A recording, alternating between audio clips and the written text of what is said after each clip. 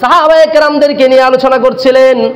রাসূল আরবি সাল্লাল্লাহু আলাইহি ওয়াসাল্লাম সাহাবাদের সামনে বলতেছেন, ও আমার সাহাবায়ে কেরাম, কোন মানুষ যদি 10 বার সূরাতুল ইখলাস তেলাওয়াত করে, কয়বার?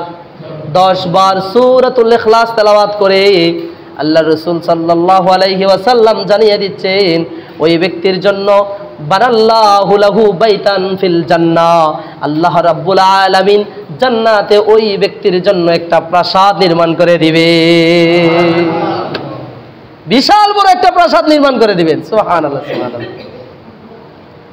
সেই রাসূল আরবি সাল্লাল্লাহু আলাইহি সাল্লাম যখন এই কথা বললেন, আল্লাহর নবীর বিশিষ্ট একজন জলিলুল কদর সাহাবী হযরত ওমর ফারুক রাদিয়াল্লাহু তাআলা আনহু জিজ্ঞেস করলেন, ইয়া রাসূলুল্লাহ, ইয়া হাবিবাল্লাহ, আপনি যে বললেন 10 বার সূরাতুল ইখলাস পড়লে জান্নাতে একটা প্রাসাদ নির্মাণ করে দিবে আল্লাহ, ইয়া রাসূলুল্লাহ, তাহলে তো আমি অনেকগুলো প্রাসাদের মালিক হয়ে যাব।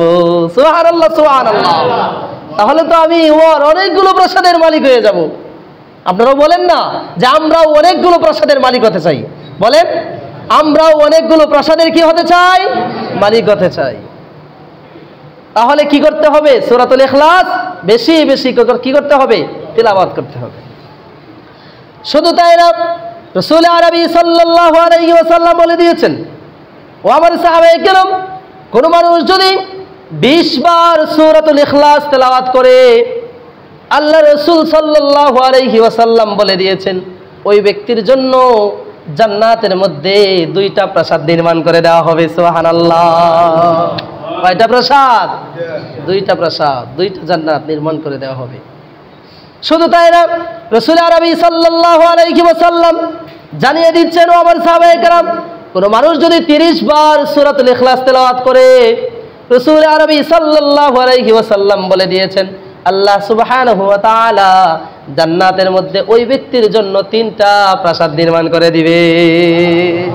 আরে সুবহানাল্লাহ, একটু জোরে বলেন না। 3টা প্রাসাদ কি কম কথা মনে করছেন? মুহূর্তের মধ্যেই 3টা প্রাসাদের মালিক হয়ে যাবে। এইভাবে আল্লাহ রাসূল বলতেছেন, যতবার পড়বেন ততবার আল্লাহ রাব্বুল আলামিন প্রাসাদ নির্মাণ করতে থাকবে, প্রাসাদ নির্মাণ করতে থাকবে আপনার জন্য জান্নাতের মধ্যে।